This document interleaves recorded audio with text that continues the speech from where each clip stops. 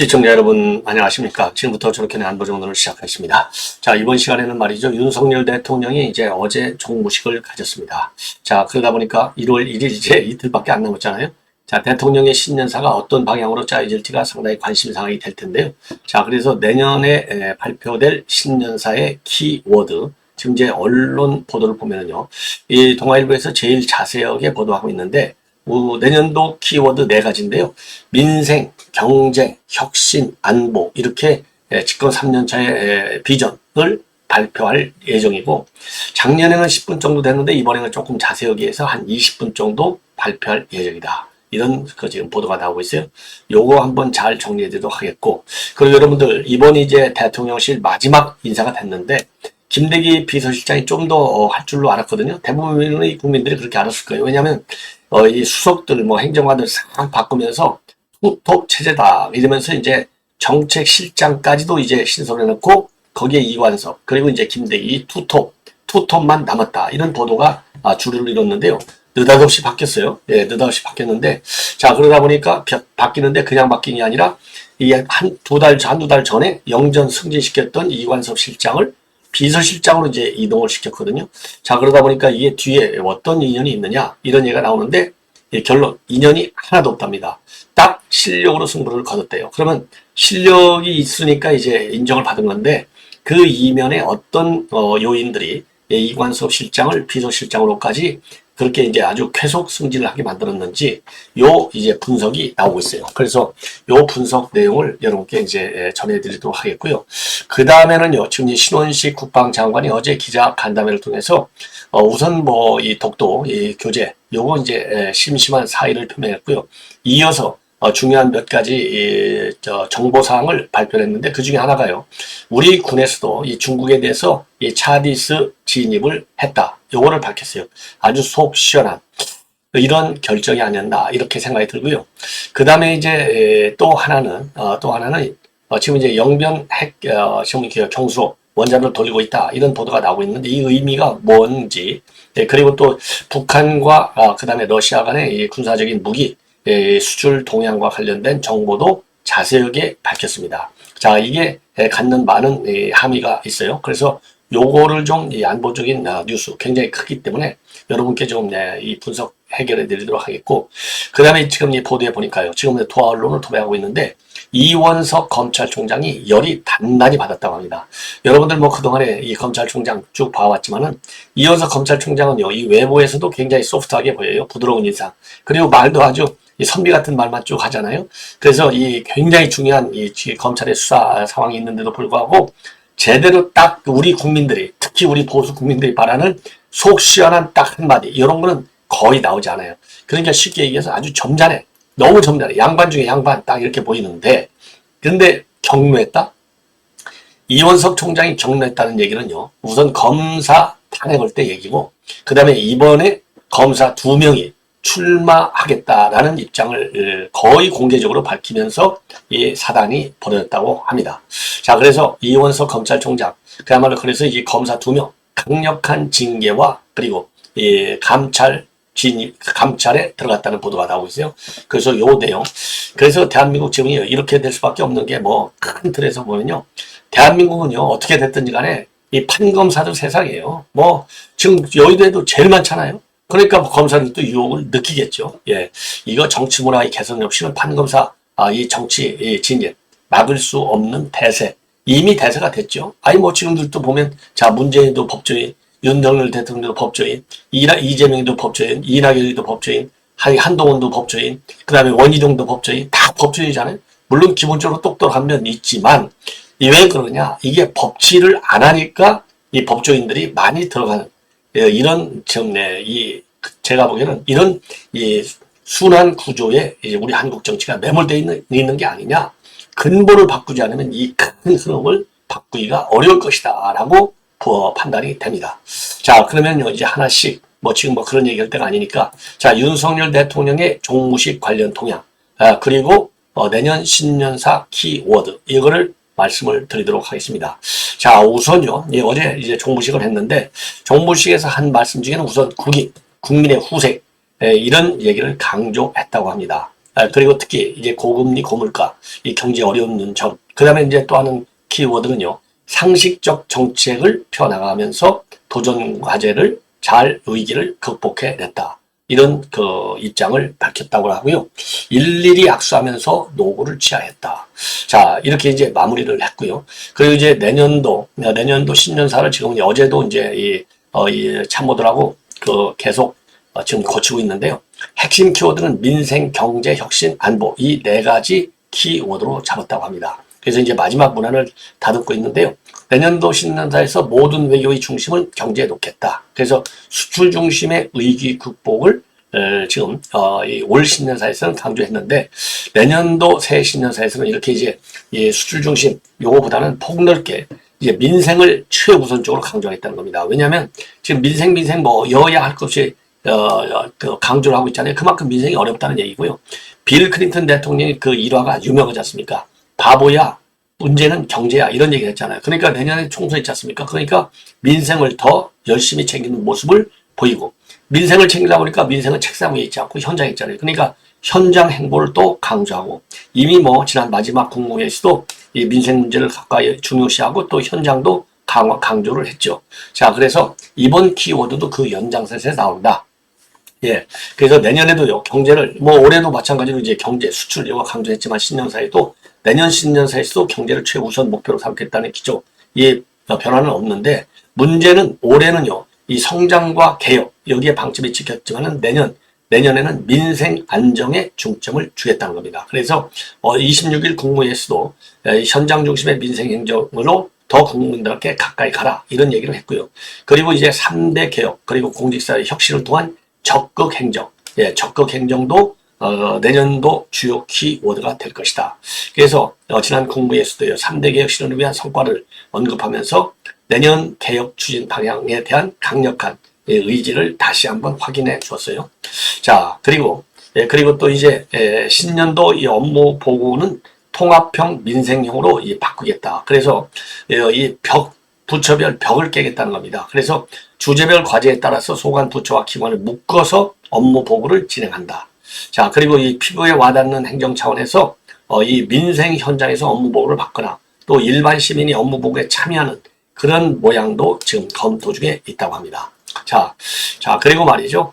그리고 또 하나, 이제는요, 이 안보를 굉장히 중시하는 그 차원에서 주요 키워드가 될 것이다. 이런 보도가 나오고 있어요. 그래서 지난 3월 달에 한일 관계 개선을 시작으로 해서 4월 달에 한미 동맹을 강화하는 워싱턴 국빈 방문, 8월에 캠프 개입에 대해서의 한미 정상회의, 이런 거를 통해서 지금 북한의 핵 미사일 위협에 굉장히 중요하지 않습니까? 갈수록 고다고되어 있잖아요. 그러다 보니까 지금 신안보 협력 체제를 지금 구축해 나가고 있는데 이런 측면에서 이 안보를 굉장히 중시하는 대통령의 이 생각을 전하겠다는 것이고요.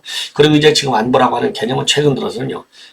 그동안에는 이제 뭐 이 군사, 국방 중심에 이제 안보였는데 요즘은요. 경제 부분 그리고 이제 우주 부분 그렇죠. 우주 과학기술 그리고 사이버 영역으로 굉장히 확대되고 있지 않습니까? 그래서 공급망, 반도체, 과학기술과 사이버 이런 확장되는 추세에 있기 때문에 지금 이제 대통령 NSC에도 그래서 이제 경제 안보를 다루기 위한 지금 이제 이 3차장 제를 신설하겠다는 거 아니겠습니까? 그래서 이 경제 안보 3차장 산하에 과학기술까지 담당하도록 하는 그래서 이제 경제 안보 위협에 대한 대통령의 각별한 관심도 신년사에서 강조될 것이다. 이런 보도가 나오고 있어요. 자, 이 정도로 해서 이제 윤 대통령의 신년사까지 여러분께 이제 말씀을 드렸고, 자, 이번에는 이제 이관섭 정책실장 뭐 얼굴 잘 모르실 거예요? 뭐 저도 잘 몰라요. 자, 이관섭 실장, 요 부분이 이제 새롭게 비서실장이 됐습니다. 자, 그러다 보니까 이관섭 실장이 이제 어떻게 비서실장이 이렇게 금방 내, 그러니까, 아니, 정책수석실이, 정책실장실이 있는데 영전을 간 게 아니라, 정책실장은 노무현 때도 있었고, 그리고 지금 문재인 때도 있었거든요. 그런데 이제 윤석열 정부가 들어서면서 작은 청와대, 작은 참모 조직 하면서 이걸 없앴어요. 그런데 한 1년 반 돼가지고 새로 만들어가지고 그 정책기획수석에서 정책기획수석도 만들어갖고 들어왔잖아요. 그리고 이제 정책실장실도 또 만들어갖고 영전했어요. 자, 그러면 슬림 대통령실하고 이제 반대가 되는 이런 그 조직을 짜왔는데, 그리고 나서 바로 또 이제 한두 달 만에 또 대통령 비서실장 자리를 맡게 됐습니다. 그래서 그 이제 비하인드 요인들이 이제 언론에서 이제 취재를 했겠죠. 그런데 기본적으로 지금 중앙일보 보도를 보면 대통령하고는 개인적 인연이 전혀 없고 대선 캠프에도 참여하지 않았고 오로지 실력으로 신임을 얻은 계시다. 예, 요렇게 지금 하고 있어요. 그러니까 그러면 이관섭은 누구냐? 이관섭은 직업 공무원. 그러니까 이제 서울대 경영학과 재학 중인 83년도에 행시 27회로 이 산업통상자원부 상공부에 들어갔어요. 그래서 에너지 자원실장을 하고 산업정책실장 그리고 1차관까지 지냈습니다. 그러다가 이제 그 공직을 그만두고 한국수력원자력 사장을 지내다가 문재인 정부 때 탈원전 정책을 밀어붙이니까 2018년도 1월에 사장직을 내던지고 나온다고 합니다. 자, 그러다가 이제 무역협회 상근 부회장 자리로 갔어요. 무역협회 상근 부회장 자리로 갔다가 정책기획수석으로 이제 발탁돼서 올라왔어요. 그러니까 이제 계급으로 보면 똑같은 이제 차관급으로 이제 왔는데, 이때 이제 윤석열 대통령이 정부 감각을 높이 평가했다고 합니다. 그래서 정책실장으로 이제 영전이 됐고, 이번에 다시 이제 비서실장으로 영전이 됐는데, 이게 실력 앤드 정무 감각이라는 거예요. 그래서 이 실장은요, 그동안에 이 공무원의 언어가 아닌 국민의 언어로 정책을 해야 된다. 이런 지시를 입에 달고 살았고, 두 번째 요인은 특유의 친화력이 또 강한 강점이다. 자, 그래서 바로 엊그제죠. 14일 날 이재명을 예방한 자리에서도 환하게 웃으면서 대담을 나눴다는 겁니다. 그 다음에는 제가 보기에는요, 정책 추진 능력이 대단한 사람 같아요. 뭐냐? 작년도 화물연대 파업, 그리고 시민단체 불법 보조금 실태 조사, 이런 주요 현안을 책임지고 추진을 했고요. 그리고 이제 잼버리 파행 논란 때도 소방수로 투입돼서 이 잼버리 대원들의 식수와 교통편까지 전부 다 챙겼다는 거예요. 그리고 최근에 의대 정원 확대, 그리고 간병비 지원 확대, 재건축 기준 완화, 이런 것도 이관섭 실장이 주도한 정책 이슈라는 것이죠. 그리고 이제 최근에 두목되는 점은 바로 쌍특검 관련해서 반대 입장. 그래서 대통령실 참모 중에서도 처음으로 목소리를 낸 것, 반대 목소리를 낸 것도 바로 이 실장이라는 겁니다. 그래서 지난 24일 날 KBS 출연해가지고 이거 총선 앞둔 이 흠집내기야. 이거는 그런 의도로 만든 법이다. 그래서 국회에서 정부로 넘어오면 어떻게 대응할지 고민하겠다라는 말을 맨 먼저 꺼낸 사람인데요. 대통령실 안에서도 특검법은 당에서 밀고 거리를 둬야 당에다가 맡기고 거리둬야 될 것 아니냐, 그렇게 의견이 나왔지만은 내부적으로 회의에서는 야당한테 야당 공격에 당할 수만은 없잖아, 이런 비판 필요성을 제기했다고 합니다. 그래서 이 여권 관계자들 사이에서도 말이죠, 이 쌍뚜권 거부권부터 이 한동훈 비대위원장 취임 뒤에 당정 관계에 이르기까지 이관섭 실장의 어깨가 굉장히 무거운 상황이다.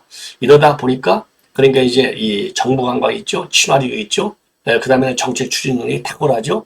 그리고 제가 보기에는요, 이 정부 감각하고 마찬가지로 이어지는 거지만 쉽게 얘기하면 제가 항상 강조하는 완국과 경중의 시각에서 볼 때 아주 적절한 능력을 갖춘 사람이 아니냐, 이렇게 판단이 됩니다.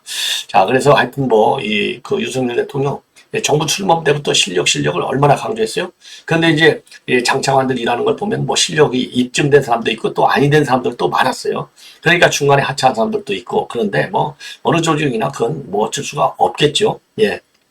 그리고 또 이 정책 수행 능력이 탁월하다 하더라도 더 이제 또 시운이라는 게 있잖아요. 그래서 운칠기삼 하는데, 제가 보기에는 이제 운칠기삼, 이게 젊었을 때는 운1, 9, 7 이렇게 갈 수도 있겠지만은 세월이 가면서 운이 더 중요해지는, 그래서 시운을 잘 타고나는 것도 인연이 아니냐, 큰 변수가 아니냐. 그러니까 이관섭 실장도 실력이 아무리 탁월해도 윤 대통령 같은 인사관을 가진 사람을 안 만났으면 이거 발탁이 안 되는 것이죠. 예, 그러니까 그런 측면에서도 시운도 따른 것이 아니냐, 이런 생각이 드네요. 자, 이번에는요, 지금 이원석 검찰총장이 단단히 화가 났다고 하는데요. 자, 이 검사 2명이요, 이 흙탕물을 튀긴 것 같습니다. 자, 그래서 아까도 말씀드렸지만은 지금 이원석 검찰총장이 그렇게 화를 내는 사람이 아닌데 화를 어마어마하게 냈는데, 바로 누가 문제를 일으켰느냐? 제가 이제 이 화면을 통해서 여러분께 이제 말씀을 드릴게요. 자료화면. 요럴 때 아주 이게 자료화면이 좋은 것 같아요. 자, 요 사람입니다. 예, 김상민. 여러분들, 여기 보이시죠? 김상민이라고. 예. 그리고 위에는 이제 영어로 써 있는데 제가 크게 띄워보겠습니다. 자, 이 김상민이라는 이 검사가 지금 이제 서울중앙지검에 있는 부장검사예요. 어려운 길이지만 결심을 하여튼 내년 총선 출마하겠다. 이렇게 SNS도 올리고 그걸로만 끝난 게 아니라 출판 기념회까지 SNS를 통해서 공지를 했습니다. 그러니까 이게 문제가 되고 감찰 들어가니까 사표를 냈어요. 자, 감찰 들어가면 징계 대상이 되기 때문에 이거 사표 수리를 할 수가 없어요. 그래서 사표 수리를 밀어놓고 있다 이거죠. 이거 본때를 보여야 됩니다. 자, 그래서 어려운 길이지만 결심은 쉬웠습니다. 지난 시간을 돌아보며 다시 한번 제 결정에 확신이 들었습니다. 김상민의 지난 45년의 날들과 앞으로의 새로운 날들의 시작을 여러분께 응원받고 싶습니다. 함께 해 주십시오. 자, 그러면서 출판 기념회 1월 6일 날 연다. 요거까지 딱 올렸어요. 자, 그래 다시 김상민. 예? 그래 다시 김상민. 김상민 출판 기념회. 예, 이 정도로 아주 대놓고 총선 출마 광고를 낸 거나 마찬가지예요. 이러니 열이 안 받습니까? 더군다나 시기적으로 예, 검찰의 정치적 중립 이게 시대적인 하나의 큰 흐름이 되잖아요. 지금 이재명 민주당이 지금 내세우는 게 뭐예요? 검찰들이 공정한 수사를 안 하고 정치 편향된 수사를 한다. 그래서 검사 독재, 검찰 독재. 그래서 검사들이 사상 초유로 지금 이제 탄핵 대상으로까지 딱 의결되어 있는 상황이 아니겠습니까? 그런데 이렇게 정치에 나가 있다. 제가 보더라도 어느 누구도 용납받을 수 없는 일을 저지른 것이죠. 자, 그래서 이러한 내용을 보고를 받고 엄중 지시를 했다고 합니다. 경로. 그래서 즉각적으로. 그러니까 지금 김상민 서울중앙지검 형사 9부장 검사하고요. 또 한 사람이 있어요. 박대범 창원지검 마산지청장. 요 두 사람을 직무 배제하고 즉각 인사 조치를 했다고 합니다. 인사 조치. 자, 고검으로 인사 조치했어요. 여러분들 잘 아시다시피 검찰에서 고검 발령나면 좌천 인사입니다. 예, 징계 인사가 되는 거예요. 그래서 즉각 직무 배제 그리고 인사 조치 그리고 감찰 회부 징계 절차의 착수 요런 조치를 한 거예요. 경로. 자, 그래서 지금 검찰에서 이제 밝힌 내용을 보면 현직 공무원 신분으로 선거를 준비하거나 정치권 인사들과 부적절한 접촉을 한 것으로 파악되고 있어서 정치적인 중립은 검찰의 최우선 가치인데 이해할 수 없는 행태다. 그리고 이런 내용을 보고를 받고 비상식적이고 말이 안 되는 일이다. 엄중하게 자체 감찰을 지시하라. 그래서 곧바로요. 이 박대범 창원지검 마산지청장에서는 그 특검팀 즉 감찰팀을 급파해서 조사를 진행하고 있다고 합니다. 그리고 여기 김 부장검사의 경우는 이미 감찰이 진행되고 있어요. 지난 10월에 국정감사에서 이 김 부장검사가 추석을 앞두고 고향인 창원 지역 인사들에게요. 저는 뼛속까지 창원 사람이다. 지역사회에 큰 희망과 목표를 드리겠다. 이 문자 메시지가 공개가 됐다고 합니다. 그래서 즉각 그 당시에 대검에서 검사장 경고 조치를 내렸고 그리고 지난 28일 날 그러다 보니까 사표를 냈는데 수리를 안 하는 것이죠. 그리고 이제 창원대학에서 출판 기념회가 열린다고 SNS에 글까지 올렸어요. 예. 야, 이거 용납할 수 없다. 그래서 검찰 내부에서도요. 강도 높게 비판하는 목소리가 상당하다. 그래서 조직 전체 먹칠을 하는 것이고 현직 검사가 어떻게 이럴 수 있느냐. 야, 이렇게 지금 검찰들도 부글부글 끓고 있다고 합니다.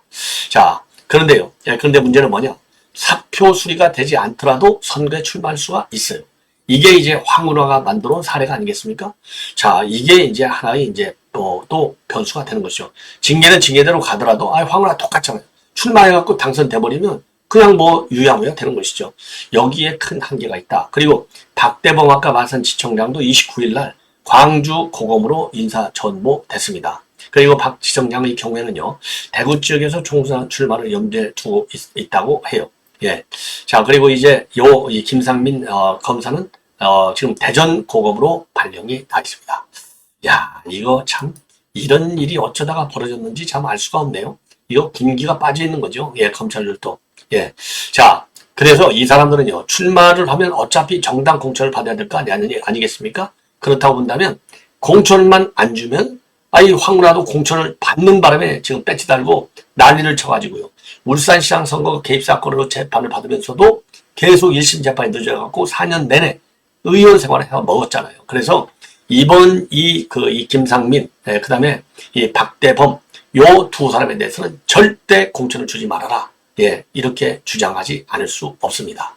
자, 이번에는요, 이 신원식 장관 얘기를 좀 하겠습니다. 신원식 장관이 어제 기자회견을 통해서 여러 가지 중요한 입장 발표를 했어요. 자, 그 중에 이제 하나가 독도 교제, 요거 잘못된 거 엄중 사과하고 감사에 착수한다 라고 하는 입장을 밝혔고, 대통령한테 질책받은 사실도 공개를 했습니다. 그 다음에 두 번째 사실은요, 요거 이제 제가 이 자료화면 지도를 하나 준비했는데, 지금 중국과 러시아가 이 우리 카디스 진입을 어마어마하게 수시로 하고 있잖아요. 완전히 버릇이 돼버렸어요. 버릇이. 자, 그래서 요거와 관련해서 신원식 장관이 28일 날 기자간담회에서 중국 군용기가 우리 카디스 진입한 것이 금년도의 경우에 133회. 그래서 2019년부터 작년까지 연평균 60회에 비하면 어마어마하게 늘었다라는 점을 공개를 했고, 그러면서 새로운 정보 사실을 갖다가 밝힌 게 뭐냐? 중국 군용기가 우리 오는 것도 오는 거지만, 그동안에는 이거에 대해서 이제 경고와 같은 수세적 대응을 했는데, 우리 군용기도 중국 군용기가 카디스에 진입한 동일한 거리인 만큼 동일한 거리 채공 시간도 동일하게 차디스로 넘어가고 있다. 요거를 처음으로 폭로를 했습니다. 자, 이게 처음으로 이루어진 게 지난 8월 달이라고 합니다.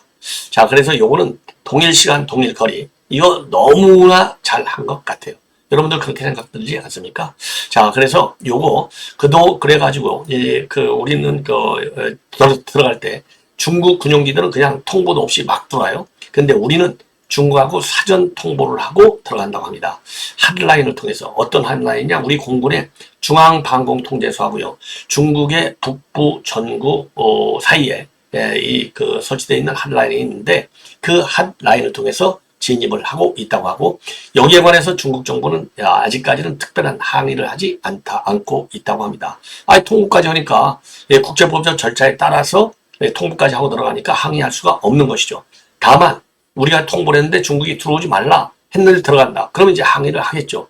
그러면 제가 보기에는 만약에 한 번이라도 우리가 이제 통보를 했는데 들어오지 말라라고 반발을 하면 그다음부터는 통보하지 말고 들어가라. 그래야 될 것 아니겠습니까? 이게 바로 비례성의 원칙이 된 것이죠.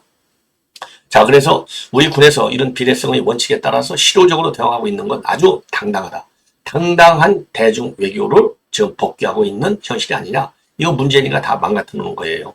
자, 그러면 문재인 때도 말이죠. 우리가 뭔가 당당하게 대응해야 될 것이 아니냐. 그래서 중국 이 카디스 진입에 대응한 이 중국의 차디스 진입, 요걸 주장했고, 그 당시 비무장 공중전력인 수송이나 정찰기를 투입하자, 요런 게 거론됐지만 중국한테 무서워가지고 꼼짝달싹도 못했다는 겁니다. 자, 이게 이제 하나 중요한 새로운 정보상이 됐고요. 그 다음에 지금 영변 핵실에서 25에서 30메가와트급 실험용 경수로를 가동했다는 지금 정황이 있는데요. 요거는 내년 여름부터 정상 가동이 될 것이다. 지금은 시험 가동이다. 그리고 경수로 가동이라고 하는 것이 이 핵무기 만드는 데 쓰는 플루토늄 생산을 할 수도 있는 것 아니냐.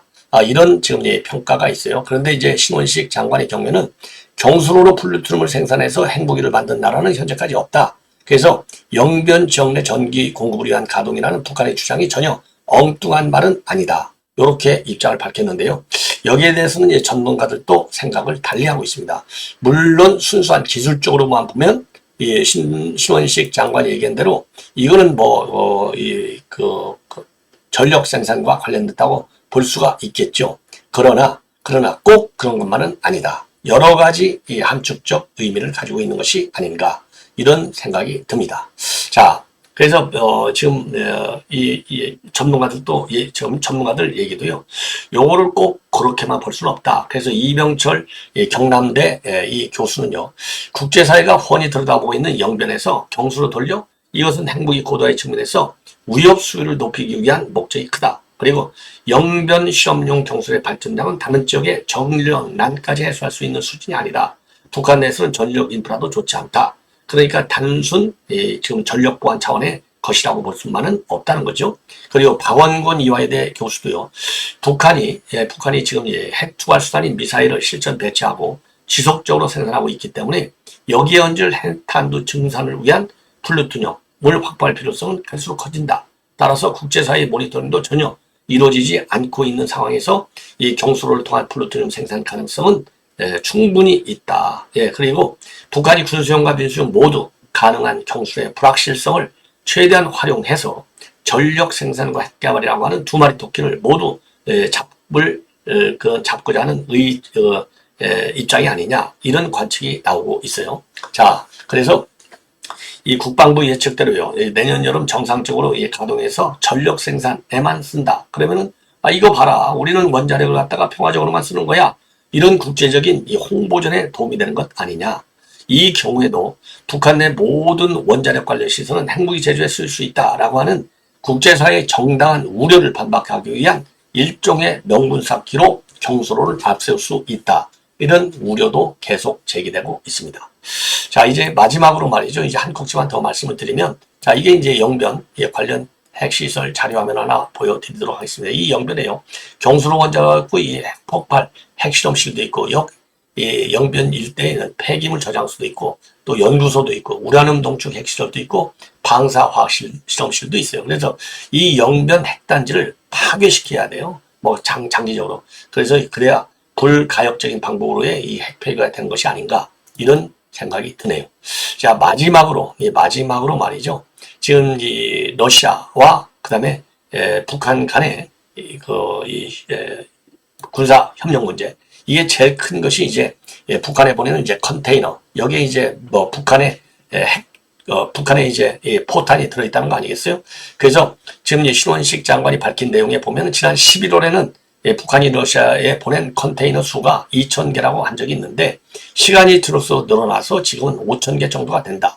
그래서 그 양을 추정하면 120mm 방사포의 경우에는 40만 발 이상, 152mm 곡사포는 200만 발 상회하는 정도의 수량이다. 자, 그래서 이거 그러면 152mm 곡사포탄 기준에서 200만 발은 어느 정도냐? 러시아가 우크라이나와의 전쟁에서요, 4개월 이상 사용 가능한 양이라고 합니다. 자, 어마어마한 것이죠. 예.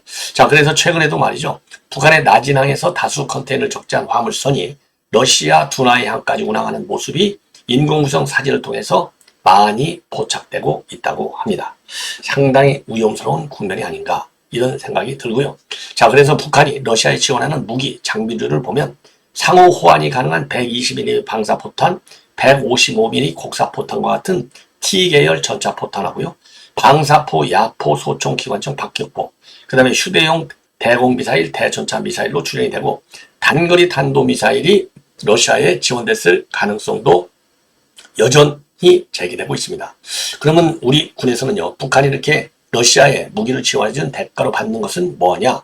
바로 뭐냐? 인공위성 기술 지원, 그리고 핵 관련 기술 이전, 협력, 그 다음에 전투기 또는 관련 부품의 지원, 방공 시스템의 지원, 그리고 노획한 서방 무기, 장비 등을 러시아로부터 받을 수 있는 것으로 추정이 된다고 합니다.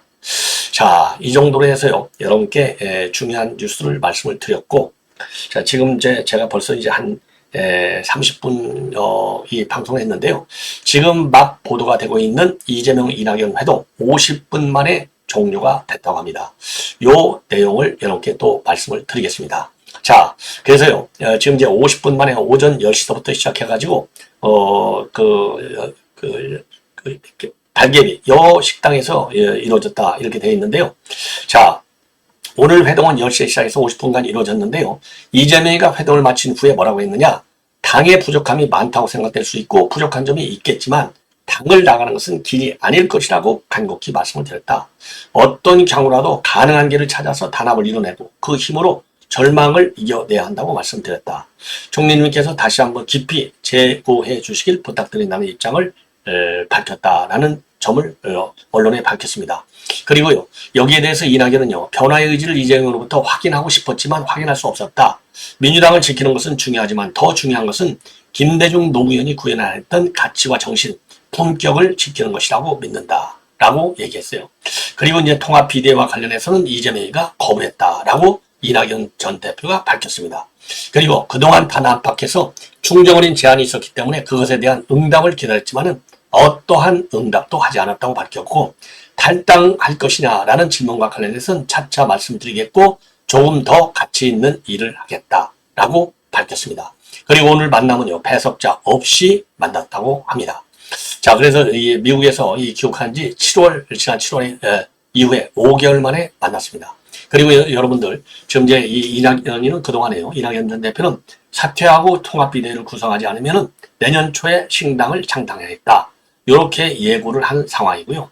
그래서 이게 안 될 듯 하다가 지금 오늘 갑자기 열린 건데, 저도 그렇지 않습니까? 이재명이가 어제도 뭐 살다 보면 다 뭐 이렇게 어려운 점이 있고 갈등이 있을 수 있다. 이런 얘기를 하고 자기 뜻대로만 살 수 있겠느냐. 이런 얘기를 했는데, 요 얘기를 보면 결국은 오늘 이 회동에서 알맹이 있는 이 합의가 나오기 어려울 것이다. 저도 이제 어제 그렇게 얘기를 했어요.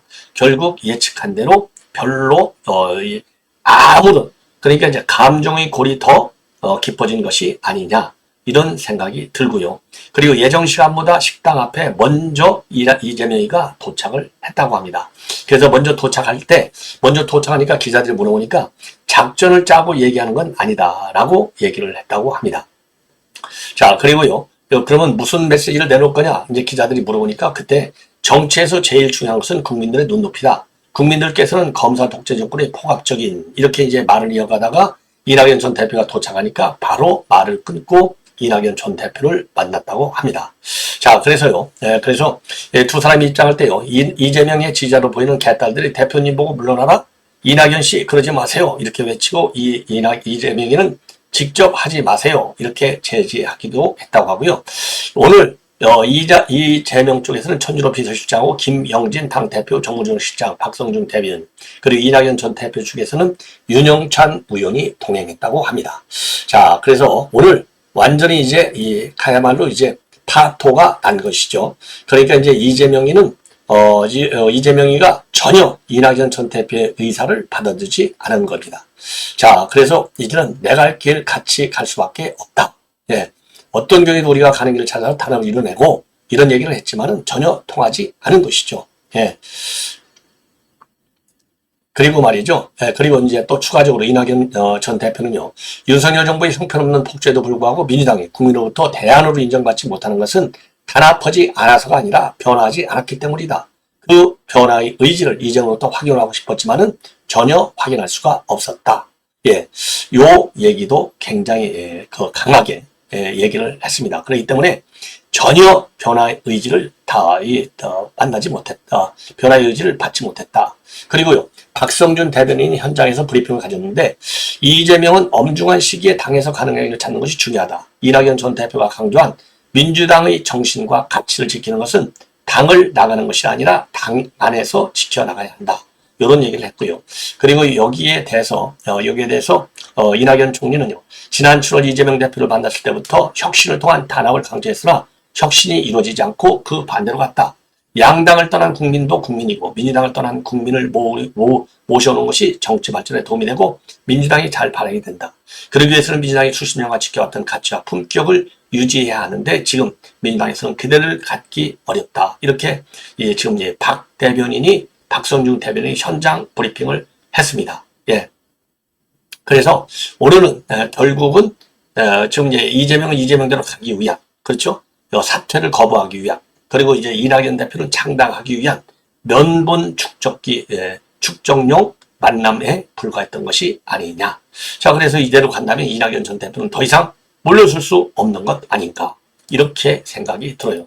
그래서 이제 지금 우리 우파에서는 지금 이준석이가 지금 이제 창당을 이미 어제 선언했고요. 그 다음에 민주당에서는 이제 이낙연의 창당 선언이 코앞에 다가왔다. 이렇게 이제 보여질 수 있는 대목이 되겠습니다.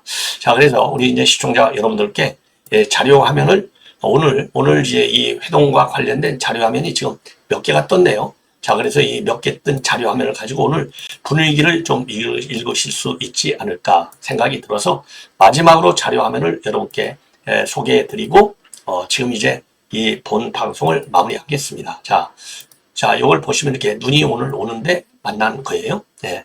자, 눈이 오는데 이제 만났고, 그 다음에 이제 또 하나 자료 화면을 이제 보여드리면, 잠시 한번 제가 지금 방송을 빠르게 진행하고 있는데요. 자, 요거요. 지금 이재명이가 이제 앞서서 고개를 숙이고 가고 있는 거고요. 자, 요거는요. 그 다음에 이제 두 개만 더 보여드리고 이제 방송을 마무리하도록 하겠습니다.